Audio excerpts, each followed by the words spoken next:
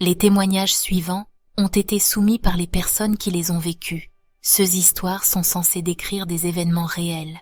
Je vous demande d'écouter de bonne foi et de décider par vous-même ce qu'il faut croire.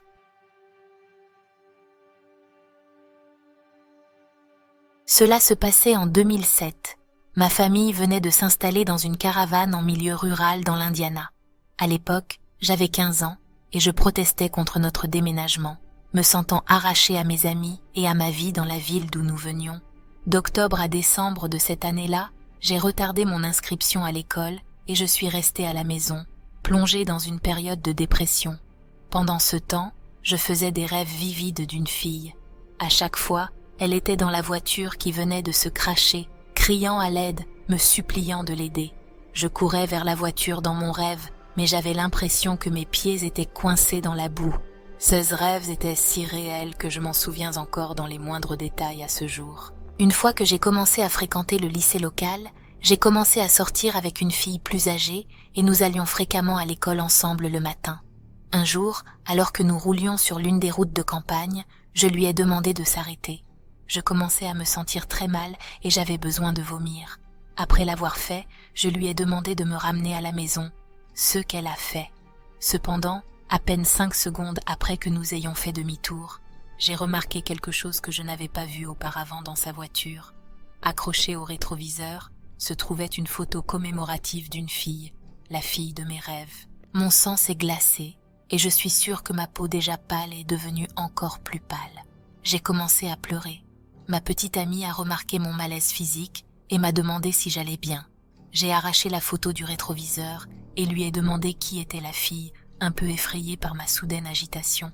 Ma petite amie m'a dit que c'était une amie proche d'elle qui était décédée environ 2 mois avant que je ne commence à fréquenter l'école. Elle m'a dit qu'elle avait été impliquée dans un accident de voiture. Je lui ai demandé si elle se souvenait que je lui avais parlé de mes rêves et elle a enfin fait le rapprochement. Nous étions tous les deux choqués. Il s'est avéré que la fille décédée dans l'accident de voiture avait vécu dans ma maison, dans la même chambre que moi, et avait déménagé avec sa famille seulement 1 ou 2 semaines avant sa mort. Plus de 6 mois s'étaient écoulés pendant cette période. Ma petite amie et moi avons rompu, et mon frère aîné et moi avons également échangé de chambre, car il avait un ami qui emménageait avec nous, alors qu'ils commençaient tous les deux à fréquenter le même collège, et j'avais la plus grande chambre. C'est pendant ces mois-là que des bruits ont commencé à se faire entendre dans la maison. Au début, ils étaient mineurs et ne nous terrifiaient pas. Une fois, alors que j'étais toujours dans ma chambre d'origine, j'ai cru entendre une fille rire. Près de 3 mois après que l'ami de mon frère soit venu vivre avec nous, j'ai été réveillée lorsqu'elle et mon frère ont fait irruption dans ma chambre ensemble. Ils ont expliqué qu'ils avaient entendu une fille rire dans la chambre. Ils étaient tous les deux visiblement secoués. Je me souviens que nous avons tous dormi un peu de côté dans mon lit, une place cette nuit-là. Encore quelques mois se sont écoulés et son ami a déménagé pour des raisons personnelles. Mon frère a immédiatement exigé que j'échange de nouveau de chambre avec lui, ce que j'ai fait. À ce stade, j'avais presque 17 ans et j'adorais l'idée d'avoir la plus grande chambre, même si elle semblait un peu hantée. Après mon retour, les choses ont commencé à empirer. Chaque nuit, il semblait que ma porte de placard s'ouvrait d'elle-même. Parfois, je plaçais un panier à linge devant la porte au cas où c'était un courant d'air qui la causait, mais la porte restait ouverte et le panier s'éloignait. Je commençais à me réveiller à 2h55 pile, quelque chose qui ne m'était jamais arrivé auparavant. Environ 1 semaine après le début de ces réveils, un petit tremblement de terre a frappé notre région à exactement 2h55. À l'époque, j'ai pris cela comme un signe que quoi que ce soit qui était dans la chambre avec moi voulait me prévenir, mais j'avais tort. Environ 1 an après avoir dormi dans cette chambre, on m'a diagnostiqué de l'insomnie et un trouble de la personnalité paranoïaque qui semblait surgir de nulle part. Lorsque je dormais, je faisais des rêves de sombres silhouettes m'attendant à chaque tournant. Mes parents pensaient que c'était le trouble de la personnalité paranoïaque, mais je savais que ce n'était pas ça. C'était lié à cette maison, à cette chambre. Pour aggraver les choses, mon frère avait déménagé 1 an plus tôt pour vivre sa propre vie, alors je me sentais seule dans tout ça. Je ne pouvais m'empêcher de penser qu'il devait y avoir une bonne raison pour laquelle il était si pressé de rééchanger nos chambres après le départ de son ami. Puis un jour, sans crier gare, les rêves ont cessé. Tout est redevenu normal. Pendant cette période, je suis devenu père, j'ai obtenu mon diplôme de fin d'études secondaires et j'ai bientôt commencé à travailler pour subvenir aux besoins de mon fils. Les choses sont restées calmes comme ça pendant environ 2 ans et demi. Je travaillais beaucoup et je ne restais à la maison que de temps en temps. Pendant un moment, j'ai emménagé seule. Quoi qu'il y ait eu dans cette maison, cela ne pouvait pas me toucher quand j'étais loin. Je croyais sincèrement que quelle que soit cette entité, elle prospérait grâce à la manipulation émotionnelle, avec moi comme cible. Quand j'étais loin, j'étais relativement en sécurité. Cependant, à un moment donné, j'ai dû retourner vivre chez mes parents. C'est à ce moment-là que les choses ont recommencé à s'intensifier et ont atteint leur apogée. Un jour, j'approchais de la maison en tenant la main de mon fils. Ma mère est sortie précipitamment pour le saluer et nous sommes tous entrés et nous sommes installés pour sa visite. C'est alors qu'il m'a demandé « Papa, qui était cette fille ?» Je lui ai demandé quelle fille et il a dit qu'il y avait eu une fille à la porte. Il m'a dit qu'elle m'avait fait signe à travers la porte en verre.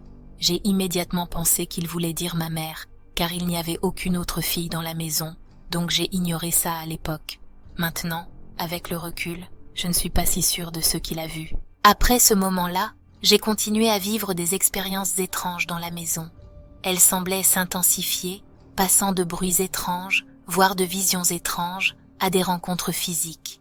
J'ai commencé à fréquenter une jeune femme qui a emménagé avec moi après quelques mois de fréquentation.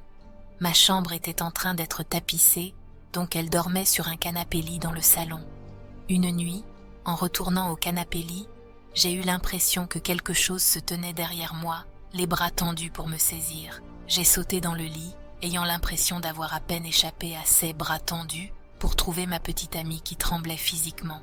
Quand je lui ai demandé ce qui n'allait pas, elle m'a dit que quelqu'un se tenait derrière moi.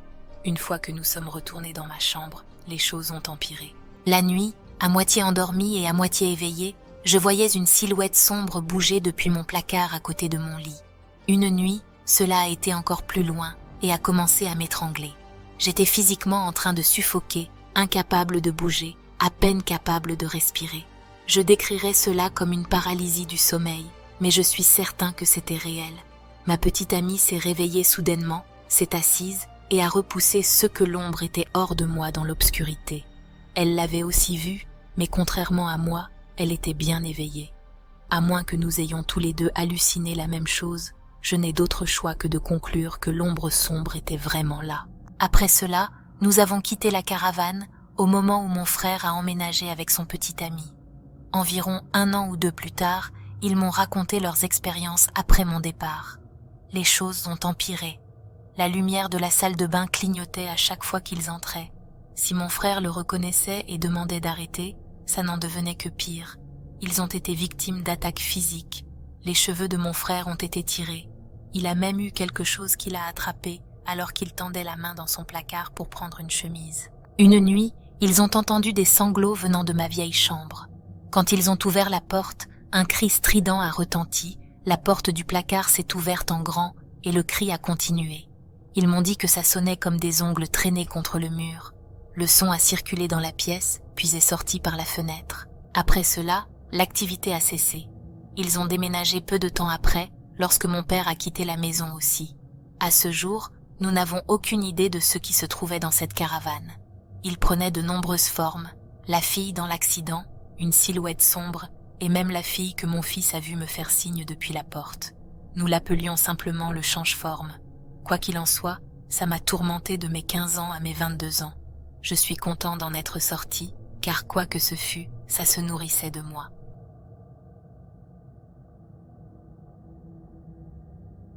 Je suis née en 1979 au Nouveau-Mexique.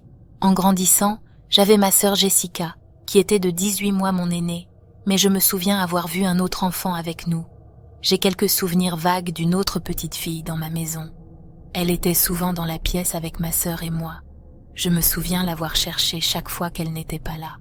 Je ne pense pas pouvoir parler encore à l'époque où elle était avec moi. Je ne me souviens pas quand j'ai arrêté de la voir, et je ne crois pas en avoir jamais parlé à ma sœur. Je l'ai simplement oubliée en grandissant. Ce n'est que lorsque j'étais à l'université que j'ai appris l'histoire dramatique de la grossesse de ma mère. J'étais chez moi pour l'été après ma première année, et ma famille et moi étions assis dans un restaurant. Apparemment de nulle part, ma mère a commencé à parler de ses complications pendant ma grossesse.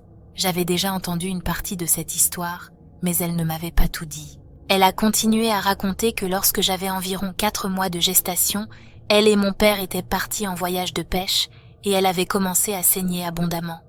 Mon père l'a emmenée précipitamment à l'hôpital, parlant à la police sur sa radio CB pour alerter les autorités de cette urgence.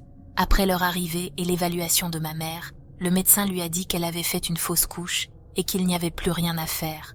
Mon cœur ne battait plus.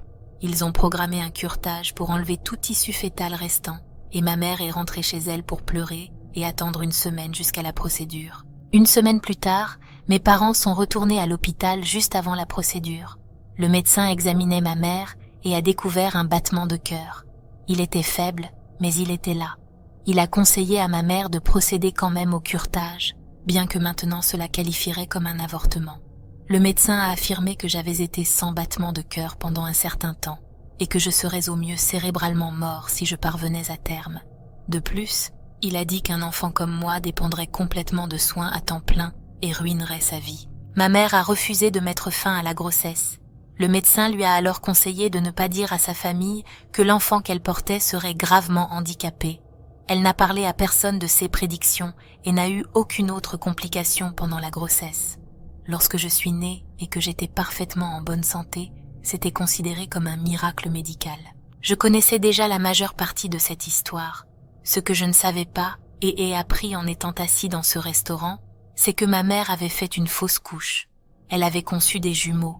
Elle ne savait pas qu'elle était enceinte de jumeaux jusqu'à CE qu'elle en perde un. Mais on lui avait dit qu'elle les avait tous deux perdus. L'échographie avait confirmé que les 2 fœtus étaient morts, mais d'une manière ou d'une autre, je suis revenue. Ce détail manquant m'ont tellement éclairé, la petite fille que je me souviens avoir vue et cherchée, et peut-être même pourquoi j'ai vu et vécu des phénomènes surnaturels et des êtres d'un autre monde toute ma vie. J'ai été de l'autre côté. Quand je suis retournée à l'université à l'automne, j'ai commencé à étudier les jumeaux et j'ai appris le terme P6, signifiant le seul survivant d'une jumelle. Je n'ai jamais revu mon jumeau, bien que je rencontre régulièrement d'autres êtres. Lorsque j'étais enceinte de ma fille en 2005, j'ai vu un enfant supplémentaire lors d'une fête de Noël. J'étais dans le salon de la maison de la mère d'une amie chère quand un groupe de petits garçons est entré dans la pièce. Ils couraient en rond devant moi. Il y avait 4 garçons, Jake, Ian, Luke et un autre. Ils me regardaient, souriant gentiment. 2 des pères des garçons étaient à proximité, alors je leur ai demandé « Qui est ce petit garçon ?» Ils ont ri tous les 2 et ont ignoré la question. Peut-être pensaient-ils que je faisais une remarque sur la façon dont les garçons avaient grandi depuis ma dernière rencontre avec eux, les rendant méconnaissables. Les 2 pères sont retournés à leur conversation. Quand je les ai arrêtés à nouveau, j'ai demandé « Non, vraiment, qui est-ce ?» et j'ai montré du doigt le 4e garçon qui continuait à me sourire. Il me semblait avoir le même âge que Jake, avec des traits frappants, mais clairement habillé différemment de Jake et portant attention à moi, tandis que Jake jouait avec les autres garçons. Les 2 pères n'ont pas répondu à ma 2e question et le 4e garçon a commencé à quitter la pièce tout en me regardant. Alors je l'ai suivi. Il est entré dans une chambre vide. Je suis restée dans l'embrasure de la porte, à le regarder marcher autour du lit et directement dans le mur. Il a disparu dans le mur. J'ai couru autour du lit. Il n'était pas dessous, ni nulle part ailleurs. Je suis sûre d'avoir ressenti un changement d'énergie dans la pièce, et après quelques instants, je suis retournée à la fête sans dire un mot de plus sur cet enfant supplémentaire. Pendant les quelques jours suivants, j'ai réfléchi à cet enfant supplémentaire et j'ai pensé à la fille que j'avais l'habitude de voir en grandissant, que j'ai appris être peut-être ma jumelle, peut-être lui aussi était un jumeau manquant.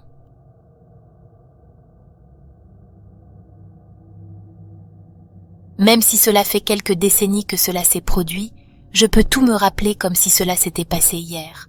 J'avais 10 ou 11 ans, donc cela devait être aux alentours de 1978 ou 1979. Quand j'étais plus jeune, j'étais impliquée dans l'église, et ceci s'est passé un dimanche matin, alors que j'aidais à préparer la messe. J'étais le seul dans le bâtiment quand j'ai entendu un fort bruit provenant de la tribune du chœur à l'autre bout du bâtiment. Curieux, je suis sortie d'où j'étais et j'ai appelé « Bonjour ». Il n'y a eu aucune réponse. J'ai pensé que la personne ne m'avait simplement pas entendu et faisait ce qu'elle devait faire pour se préparer. J'ai levé les yeux vers la tribune du chœur pour voir si je pouvais apercevoir la personne, mais il n'y avait personne. Quelque chose est simplement tombé, ai-je pensé, causant le bruit à résonner dans toute l'église. J'ai cherché des explications rationnelles pour ce que je venais d'entendre. Cependant, à ce moment-là, j'ai eu le sentiment que je n'étais pas seule. Normalement, cela ne m'aurait pas dérangé. N'importe quel autre jour, cela aurait simplement été l'organiste qui venait tôt pour se préparer. Mais cette fois, c'était différent. J'avais ce sentiment malaisant que ma vie et même mon âme étaient en danger. C'était une peur que je n'ai jamais ressentie auparavant et depuis. Même à cet âge précoce, je pouvais percevoir que mon imagination s'emballait. Ce n'était pas comme les autres fois. Alors que je regardais vers la tribune du chœur, bien que je ne puisse voir personne, je sentais qu'il y avait quelque chose là-haut, une entité de quelque nature. Puis elle m'est apparue. C'était une figure sans forme ni contour, et elle émanait ou dégageait une malveillance qui me pénétrait comme le ferait le son lors d'un concert si vous étiez trop près des amplis. L'entité semblait se retourner pour me faire face, presque comme si elle me fixait. Ce que j'ai ressenti allait bien au-delà de la réaction de combat ou de fuite dont les gens parlent lorsque confrontés à une situation comme celle-ci.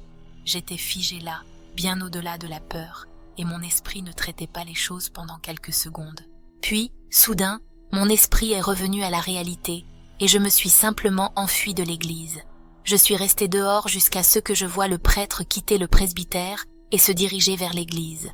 Je n'avais pas réalisé à quel point j'avais couru jusqu'à ce que je commence à retourner vers l'église. J'avais couru d'environ 30 à 45 mètres de l'église quand le prêtre m'a vue. J'étais entièrement habillée pour participer à la messe, mais secouée et effrayée. Il m'a demandé ce qui s'était passé. Je lui ai raconté ce que j'avais vu et ressenti. Je lui ai demandé s'il connaissait quelqu'un d'autre ayant vécu une expérience similaire, mais il ne m'a pas confirmé ou nié directement. À la place, il a essayé de me rassurer en disant que c'était probablement mon imagination, que c'était une vieille église et que cela aurait pu être simplement la chute de quelque chose ou un problème mécanique. Cependant, j'avais passé suffisamment de temps dans ce bâtiment pour reconnaître les bruits des dispositifs mécaniques quand ils s'activent et se désactivent. Et comme je l'ai dit, je sais quand quelque chose relève de mon imagination et quand ce n'est pas le cas. Mon imagination ne m'aurait pas procuré ce sentiment de danger de mort, ni cette sensation très réelle d'une malveillance envahissant tout mon corps. J'ai toujours été une personne sceptique, même à cet âge précoce. Je n'ai jamais laissé mon esprit prendre le dessus sur moi. Je n'ai jamais perdu ma foi en Dieu et en son conseiller, et je pense que c'est ce que c'était, une sorte d'esprit malveillant ou de démon. Depuis ce jour, chaque fois que je suis entrée dans cette église, j'ai toujours veillé à ce qu'il y ait quelqu'un d'autre avec moi pour ne pas avoir à affronter cette chose à nouveau.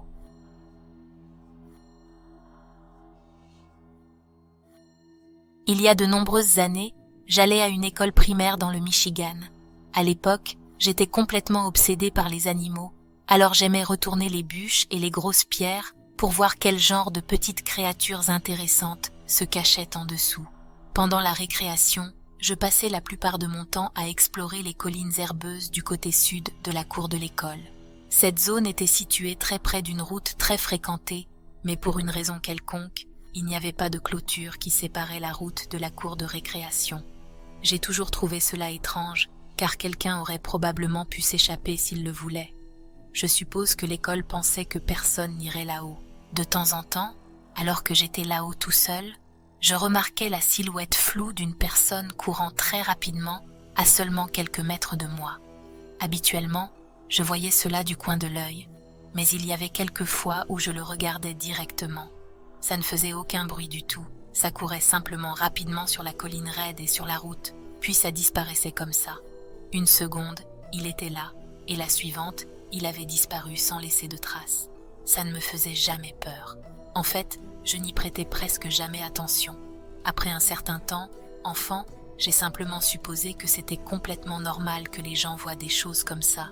C'est pourquoi je n'en ai jamais parlé à personne. Avance rapide de quelques années, jusqu'à quand j'étais en cours moyen 2.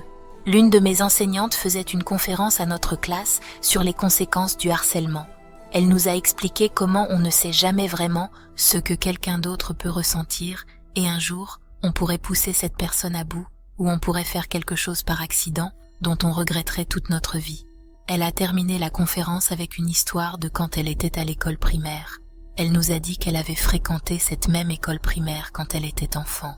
Elle se souvenait d'un jeune garçon nommé Cody. Malheureusement, il était constamment victime de harcèlement. Les enfants le battaient sur le chemin de l'école. Ils inventaient de fausses histoires, juste pour le faire punir. Un jour, un autre enfant a été poussé à harceler Cody pendant la récréation. Cet enfant n'avait jamais harcelé personne auparavant dans sa vie. Cependant, ses amis l'ont averti que s'il ne tourmentait pas Cody, il répandrait des rumeurs à son sujet et le harcèlerait à leur tour. Alors, l'enfant a fait son choix. Il a pris un grand seau en plastique dans le cabanon et l'a rempli d'une eau sale d'un étang stagnant à proximité, probablement infesté de parasites. Ensuite, il s'est approché de Cody et a commencé à le pourchasser à travers la cour de l'école, le menaçant de lui verser le seau s'il tombait. Cody a couru pour sa vie, terrifié par ce qui pourrait arriver si le harceleur le rattrapait. Il a trébuché sur la colline herbeuse aussi vite que ses jambes pouvaient le porter, puis s'est retourné pour regarder son poursuivant. Il a crié à l'aide alors que l'enfant continuait à le chasser sur la colline et suppliait le harceleur de le laisser tranquille tout en continuant à courir sur la route. Le harceleur s'est arrêté net et avant que Cody puisse réagir, il a été heurté par une voiture qui arrivait. Cody est mort instantanément et des fleurs ont été placées le long de la route pendant des mois. Les parents de Cody n'ont plus jamais été les mêmes après cela. Comment auraient-ils pu l'être ? Ils avaient perdu leur seul enfant. L'enfant qui a poursuivi Cody dans la rue était totalement dévasté, et la culpabilité qu'il ressentait le suivait partout où il allait, jusqu'à ce qu'il mette fin à ses jours quelques semaines avant de terminer le lycée. À la fin de l'histoire de mon enseignante, j'étais en larmes. Je ne pouvais pas comprendre une histoire aussi terrible. Je me souviens avoir pensé à toutes les fois où j'ai vu des enfants être harcelés à l'école. Le pire de tout, c'est qu'en dépit de la tragédie de l'histoire, il y avait plusieurs enfants qui riaient pendant que mon enseignante la racontait. Avant de partir pour rentrer chez moi, ce jour-là, je suis montée une dernière fois en haut de cette colline pour dire une prière pour Cody. Après cela, je ne suis jamais retournée sur cette colline. J'espère juste que ce pauvre garçon est enfin en paix maintenant. Merci d'avoir regardé, et merci à tous ceux qui ont si courageusement partagé leurs histoires avec nous aujourd'hui. Si vous avez aimé la vidéo, n'hésitez pas à liker, partager et vous abonner. Et si vous ne pouvez pas attendre notre prochaine vidéo, alors regardez celles suggérées à l'écran maintenant. À la prochaine.